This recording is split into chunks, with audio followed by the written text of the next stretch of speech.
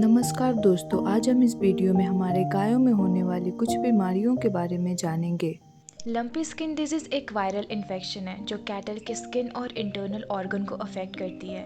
ये खास तौर पर इंसेक्ट बाइट जैसे मस्कीटो और टिक्स के थ्रू फैलता है। इसके सिम्टम्स हैं स्किन पर पेनफुल लम्प्स होना, फीवर होना और भूख ना लगना, और आपके कैटल की दूध देने की क्षमता में भी गिरावट हो सकती है। इस डिजीज़ में आपके कैटल को पूरे बॉडी पर लम्प्स हो सकते हैं।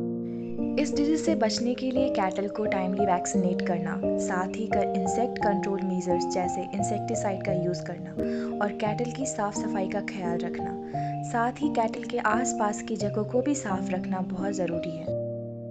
डिजीज यानी ट्रॉमेटिक रेटिकुलोपेरिटोनाइटिस तब होती है जब cattle accidentally sharp metallic object जैसे कि नेल्स, वायर या स्क्रू को खा लेते हैं। ये ऑब्जेक्ट ह्यूमन से रेटिकुलम तक जाकर इंटरनल ऑर्गन्स स्पेशली हार्ट और लीवर को पंक्चर कर सकता है। इसके सिम्टम्स से खाने में कमी आना, सांस लेने में परेशानी होना, डिस्कम्फर्ट जैसे कि लेटने या चलने में परेशानी होना। इससे बचने के लिए कैटल के फीड और आसपास की जगह को साफ रखें और ध्यान रखें कि फीड में कोई भी नुकीली वस्तुएं ना हो।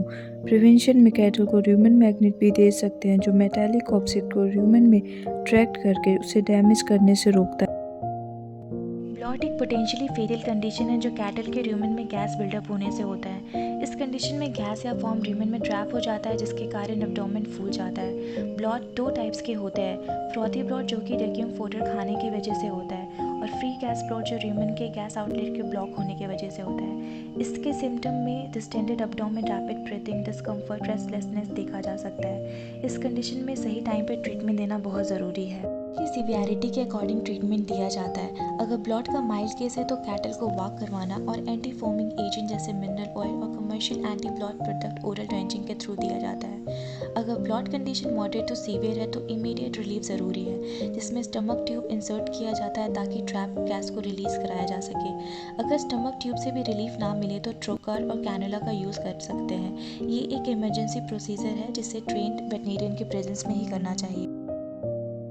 मिल्क फीवर एक मेटाबॉलिक डिसऑर्डर है जो कि कैल्शियम की कमी से होता है। ये खासकर ज़्यादा दूध देने वाले गायों में देखा जाता है। जब गाय बच्चे देती है तो उसके दूध में कैल्शियम की डिमांड बढ़ जाती है और अगर बॉडी में इनफ कैल्शियम ना हो तो मिल्क फीवर हो सकता है। इसके सिम्टम्स से गायों का कमजोर दिखना और ज़मीन पर गिर जाना, मसल में कंपन शुरू होना, लो बॉडी टेम्परेचर और ट्रीटमेंट नहीं मिलने से पैरालिसिस या डेथ भी हो सकता है। इसके ट्रीटमेंट में IV कैल्शियम सॉल्यूशन देते हैं। ड्राई पीरियड के दौरान कैल्शियम एंड फॉस्फोरस, संतुलित आहार और रेनानिक सॉल्ट भी आहार में शामिल करें ताकि कैल्शियम मेटाबॉलिज्म इम्प्रूव हो।